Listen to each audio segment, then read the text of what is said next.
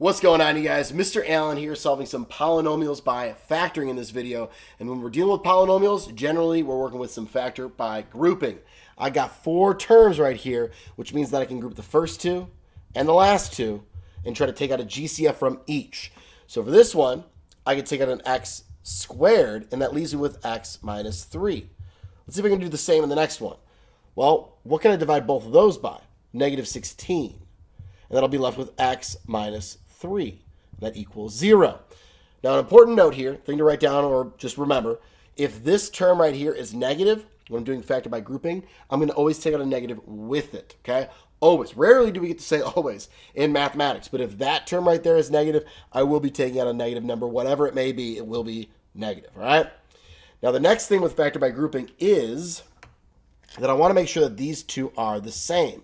Because what's going on here is I have this guy and that guy. Those are two like really obnoxiously large terms, okay? Because they're joined with multiplication here and here. It looks like subtraction. There we go, multiplication, all right? I can actually take out, let's go with another color, this right here and this right here as a GCF of the two green bracketed terms, okay? So now I have x minus 3 coming out. And my leftovers are x squared and negative 16. X squared, negative 16. That makes it my other factor. The reason why I explain it like that is because a lot of kids will be like, wait, why is there only one of these? Why isn't it not squared? Or why aren't there two of them there? Well, we took out the x minus 3 from both of those terms, the ones that I bracketed in green, so it's only one thing that comes out. It's actually like a GCF of these terms that have all of a sudden happened. All right, but the way that usually what kids will think about it, or I just say to think about it, is that as I'm going through the factor by grouping process, these two should match up, becomes one of your factors. The leftovers are the other factor. But there is mathematical justification behind it. Let us continue now. All right, enough mathematical mumbo jumbo. Let's get down to actually solving almost. This is going to be x minus 4 and x plus 4, as x squared minus 16 is a difference of two squares. Now I can set each one of these factors equal to 0. X minus 3 equals 0. X minus 4 equals 0. And x plus 4 equals 0. You might be like, hey, Mr. Allen, can't I just say x equals 3, x equals whoop, x equals 4, and x equals negative 4? Absolutely. You are more than welcome to do that. I am just always careful of that because there are times where we might have a lead coefficient that we got to deal with, and it's not just the opposite sign of the constant term that is in each one of those factors. So I like to show that it's equal to 0 and then solve, but I totally get it. If you want to just jump from here to here and you feel comfortable with that, go for it. All right? There we go. Factored, solved, awesome, and fantastic. Moving on to this bad boy right over here. Oh boy, we got coefficients, lead coefficients for that x cubed, but the process is still going to be the same. Group it, group it. So group the first two, group the last two. Take out a GCF. I can divide both of those by 4 and an x squared. And I'm left with x plus 2. Over here, I'm going to take out a negative 9. Remember, if it's negative, definitely take out a negative. X plus 2 is what's left over. And now we have the same 2 here. Just like before, this is one big old term. One big old term. Take out the x plus 2's. And then the leftovers are the 4x squared minus 9. And that equals 0. So from this point, I can factor that right binomial there, the 4x squared minus 9, is the difference of two squares. I'd imagine most will allow you just to go right to solving if you want to use square roots to solve. However, I'm going to continue with the factoring process, as this one does say solve each equation by factoring. So I probably will want you to continue factoring completely. Also, there are just times where we say factor this completely, not even a solve. There's no equals 0. We just ask you to factor and get it to that spot right there. That's also a question we ask in our polynomials units, so be ready for that. All right, square root of 4 is 2. Square root of x squared is x. Square root of 9 is 3. So I'm going to have 2x plus 3 and 2x minus 3 as my two factors. That is a strategy for factoring difference of two squares. Okay, that's an Algebra 1 thing. It's now brought into Algebra 2 through polynomials. Exciting, man. Once you learn how to factor one style, it never goes away. It's in every single problem. Not every single problem, but it's in every single topic. We always bring these things back, so you got to be fluent in factoring. So factoring is my favorite F word. All right, factored fully. Set them equal to 0. and we will solve for x getting our 3 different zeros, which is also an interesting thing. I got a degree of 3. I got 3 answers that are about to pop. X equals -2. Then I got, let's see here, subtract 3 divided by 2, I get x equals -3/2. Add 3 divided by 2, x equals +3/2. There's my 3 zeros. It's a degree of 3. That, my friends, is the fundamental theorem of algebra. If the degree is 3, I have 3 total solutions. Not necessarily real solutions. Could be a combination of real and imaginary, but 3 total solutions. Wonder how many solutions I'm going to have here. 4. Let's see if it holds true. All right, for this one, I'm not going to factor by grouping yet. Okay, I'm not going to factor by grouping just yet, but soon I shall. First thing, though, is all of these have an x in common. So I'm going to take out an x. I like to use brackets for this next part. And then I go x cubed plus 2x squared minus x minus 2. Close those brackets, equals 0. Now what I'm going to do, that I got that x out, this looks exactly like one of these 2 problems that we had up here. I will use factor by grouping. So I'm going to group the first 2, last 2, and go through that process. Now, you can rewrite it with this x out front the whole time, but I often like to do this. I plan out, okay, I'm going to have a few lines here. That x is going to come back into play in a little bit. Now I'm just going to work with this stuff and bring it back in when I need to, okay? So that's my strategy of doing this style problem, is I like to just drop that x down or whatever I've taken out, and I drop it down so that I remember to use it. I don't forget about it. It is one of my factors that I will need to fully solve this problem, okay? So from here, I'm going to take out an x squared, and I'll be left with x plus 2. And then over here, I'm going to take out, I can't just take out a negative, -1. And I'm left with x plus 2.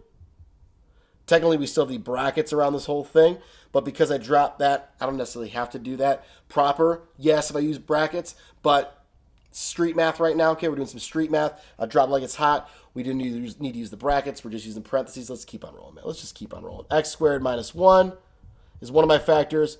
X plus 2 is the other. Whether you write the x plus 2 first or last, it doesn't really matter. We wrote it first the last couple times. Now I wrote it second. It's multiplication, right? Because we're factoring. We're multiplying. You can flip it around. All right. Now, this guy right here, difference of 2 squares, x minus 1, x plus 1. That guy right there, x plus 2 equals 0. I judged that pretty well. I wasn't sure it was going to be in the perfect right spot, but it worked out. So now I have 1, 2, 3, 4 factors. I will have x equals 0, x minus 1 equals 0, x plus 1 equals 0, and x plus 2 equals 0. So our final answers here, we'll write them in pink. X equals 0 is already solved, but I'll just write it again so all the answers are in the right spot, or in the same color. Add 1, I get x equals +1. Subtract 1, I get x equals -1. Subtract 2, I get x equals -2. So all 4 zeros, as expected, degree of 4, 4 solutions. That's super dope. All right, last one here. Woo! This is a full board, man. Full board. All right, can we do anything over here? Well, it looks like I could take out an x squared from all 4 of those terms, and I could probably divide, yes, I can divide everything by 2. Now, you got options here, okay? We got options. I could divide everything by 2 on both sides. Since that's 0, just poof, it's gone. Mathematically, it's okay. You can't divide by x squared, though, because then you would be losing some solutions. But what I'm going to do is I'm just going to take out a 2x squared, much like we did over here, leave it as a part of the problem, okay? But you are welcome to just divide by 2 on both sides in this scenario, and that is okay because it's an equation. So I'm going to take out the 2x squared. Then we got some brackets. Let's go with the multiple colors here. I'll have x cubed right here. Divided by 2, that's going to be 3x squared. Divided by 2, that's -25x. And over here be -75. Close the brackets. Equals 0. All right. Now, we're going to drop the 2x squared and we're going to go to work with what's in the blue there, okay? Again, technically illegal to do this. You're supposed to write everything out as you're going, but we're doing street math here, right? I'm just going to be working with the stuff in the blue here, bring it back in. Life is good, all right? So let's go ahead and, I feel like I need more colors here, man. First two, last two. Let's take out a GCF. I have x squared. Then we have x plus 3. Take out a, negative 25 here. And then be left with x plus 3. Now I've got the x plus 3s are the same. And x squared minus 25 will be my leftovers. And boom, we've got x plus 3, x minus 5, it's the difference of two squares, x plus 5, all back in to our wonderful, wonderful equation with our GCF that we initially took out. All right. Lovely. You may be noticing here, by the way, that all of our additional factoring that we've had to have done has always been difference of two squares. Yes, if there's going to be any kind of factoring, additional factoring when it comes to factor by grouping, you're going to be dealing with a binomial, and the only one that's going to really be factorable will be a difference of two squares. So be on the lookout for difference of two squares. It's going to pop up a lot, sometimes with a coefficient like this one, most of the time without, but it just depends. Be on the lookout for that, though. All right, now let's solve this thing here. So we would have 2x squared equals 0, x plus 3 equals 0, x minus 5 equals 0, and x plus 5 equals 0. What's x going to equal here? If I divide by 2, it's still 0. Square root it's still 0. It's going to be x equals 0. How about that one? I'm going to have x equals, subtract 3, negative 3, add 5, and subtract 5. Now, you might be wondering, like, hey, Mr. Allen, did you say that if it's a degree of 4, it has 4 solutions, degree of 5 has 5 solutions, degree of 6 has 6 solutions? That's the fundamental theorem of algebra. And you'd be correct. I did say that. I'm not a liar. 1, 2, 3. Is Mr. Allen lying? Am I lying to you? No. Check it out. X squared. That 0 has a multiplicity of 2. Graphically speaking, it would be bouncing off of the origin right there at 0, 0. It's going to bounce off of that as we're graphing this quintic polynomial if we were to graph it. So this is a multiplicity of 2. It counts as 2 real solutions, 3, 4, and 5. 5 real solutions for this one here. So multiplicity takes care of that additional, making it 5 total solutions. Woo! That was a lot, you guys. That was a lot of factoring. Most common ones are like these two right here, but every once in a while we throw in a GCF first, and then you go through the factor by grouping, and it does help to stay organized. I found the arrow dropping down has been the most useful, most clean way of going about it. Technically, that shouldn't be equal to 0 there. I like this maybe a little bit better over here. But in any event, we get to the right answers, get the right zeros, the right x-intercepts, whatever we're trying to do here, graph it, whatever.